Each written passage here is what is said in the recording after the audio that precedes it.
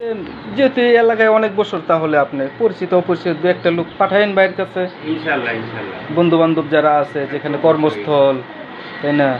বিশেষ করে হোমিও ওষুধ তো মহিলাদের বেলায় বেশি কাজ করে। মহিলাদের মেন্সের সমস্যা, সাদা স্রাবের সমস্যা, মেন্স হয় না, বাচ্চা হয় না, আমি এটার জন্য অনেক ভাবছি, বিষয় আমার আছে, মেয়ের বুঝছেন? বয়স এটা 11 11.5 বছর। আচ্ছা। তো আরো মনে হয় 5-6 মাস আগে ফার্স্ট পিরিয়ড হয়েছে। জুলাই মাসে তো 6-7 মাস হয়ে গেছে প্রায়, বা 8 মাসের মতো হয়ে গেছে। এর মধ্যে ফার্স্ট মানে মিস হয়েছে। তারপরে আবার 2-3 মাস হয় নাই, পরে আবার হয়েছে কিন্তু অল্প। তারপরে মাঝখানে আবার আমি ছিলাম না, ওরা গেছিল হচ্ছে আপনার যে দরদি বলিপত্র, ওইখানে যাওয়ার পরে ওষুধ নিয়ে আসছিল। ওষুধটা খাওয়ার পরে আবার হয়েছিল। হওয়ার পরে এই যে আজকে 3 মাস মনে হয়ে গেছে প্রায়, এখন জানুয়ারি পর্যন্ত মাসে আর হয়নি। খাওয়াইছিলাম, পরে হয়েছিল। ও, 10 দিন ছিল, পরে শরীর দুর্বল হয়ে ওরেও গেছে। নিয়ে আসলাম আজকে, আপনার কাজ নিয়ে আসছি অনেক। হ্যাঁ। ঠিক আছে, ওরও মনে করেন যে প্রতিদিন রাত হইলে জ্বর আসে। আমাদের স্বাভাবিকত এই যে সিজন অনুসারে যে সিস্টেমটা, এই সিস্টেম হচ্ছে এখন আমাদের গরমের সিজন, হ্যাঁ, আমাদের শরীরে এখন গরম লাগে। আবার যখন শীত সিজন আসে তখন আমাদের ঠান্ডা লাগে। কিন্তু তার বেলা হচ্ছে পুরো বিপরীত। উল্টা। গরমের দিন আসলে ওর শীত করে, ফ্যান বন্ধ করো, খেতা দেও।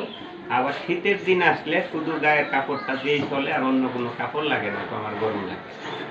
এই হচ্ছে পুরা বিপরীত সিস্টেম একটা জিনিস। আরেকটা জিনিস হচ্ছে ওর সবসময় গার্মেন্টসে চাকরি করে, তো মাথা ব্যথা থাকে বেশির অংশের সময়, আবার রাত করে জ্বর আসে।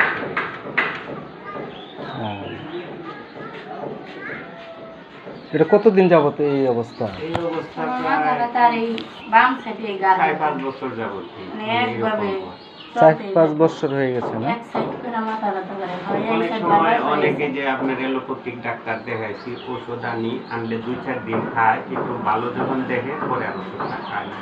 ওষুধ বন্ধ না, করে তাহলে আমি যে ওষুধ দেবো উনি 2-4 দিন খাবে, আবার খাবে না, তো না, এটা হইলে তো হইব না। এই জন্য তাহলে তো হবে না। এইরকম হইলে লাভ নাই, কারণ ওষুধ নিয়মিত খাওয়া লাগবে। একবেলা খাইলাম একবেলা খাইলাম না, তাইলে তো হবে না। তাপমাত্রা বা পরিমাণ আছে যেটা, হবে না। এই মাত্রাটা অনুসারেই সে শরীরে কাজটা করবে।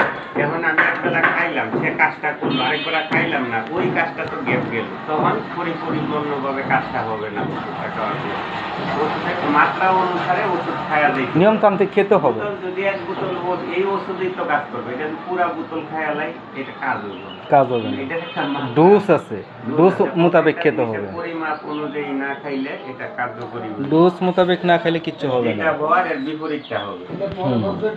ডোজ মোতাবেক খেতে হবে, তাহলে হবে না।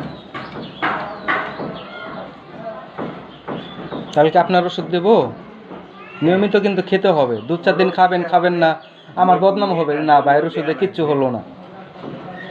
নিয়মিত খেতে হবে কিন্তু, মেয়েটার শরীরও অত্যন্ত দুর্বল, তাই না? শরীরটাও দুর্বল।